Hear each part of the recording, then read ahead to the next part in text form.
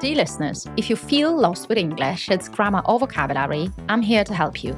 The Afterclass Report is a collection of recordings that will explain to you the most important aspects of the language. All episodes are content related. The inspiration comes from you, from our class.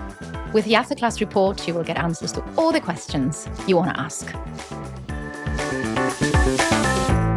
The enigmatic subject for this recording is the participle. I wonder if there is anybody here who knows what I'm going to talk about. But once again, as you know it, I'm going to give you this chunk, this bite of the grammar of the English language, and I'm going to show you that what we do there and how we use that, it is simple, right? So this is my rule. Context is everything, and showing the language in such a perspective which helps you study it and understand how it functions is the key job of any teacher and any lecturer. So this is what I'm trying to do. And I'm going to help you out. I'm going to tell you how to use participles. Namely, I'm going to tell you how to use active and passive participles. The problem is there. Once again, I hear it. I know that you cannot differentiate between the two. And when I give you the example, you will already know what I'm talking about. And these examples that I'm going to talk about are as follows. So I am interested in studying languages, right? Versus she is an interesting person.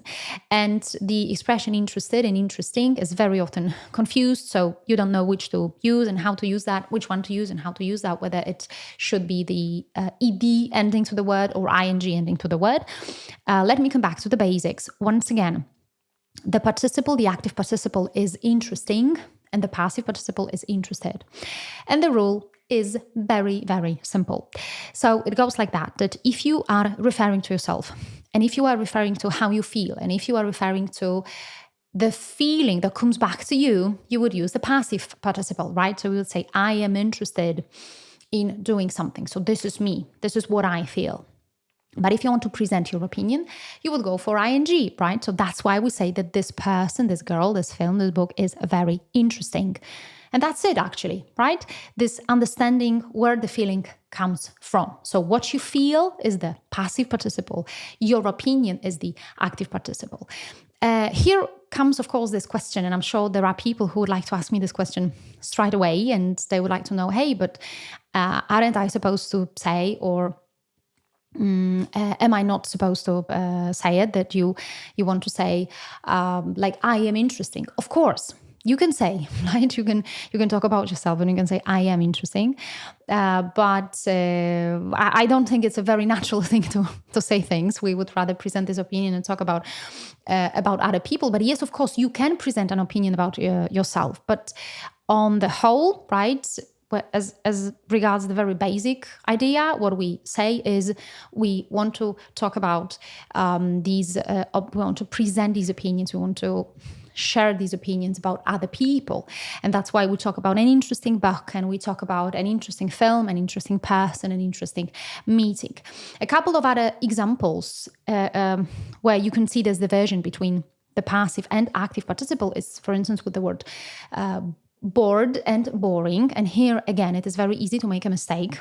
Because if you want to say that you are experiencing something that is very boring for you, you would say that I am bored. Yes.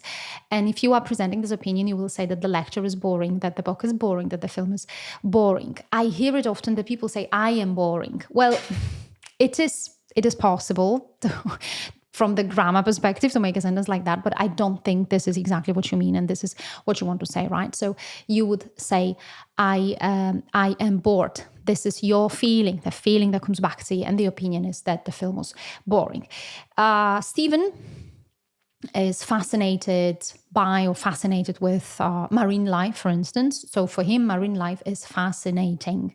There we go. Or you can say that some person is tired because of some action that they were performing, but you can say that the job that they were performing is tiring.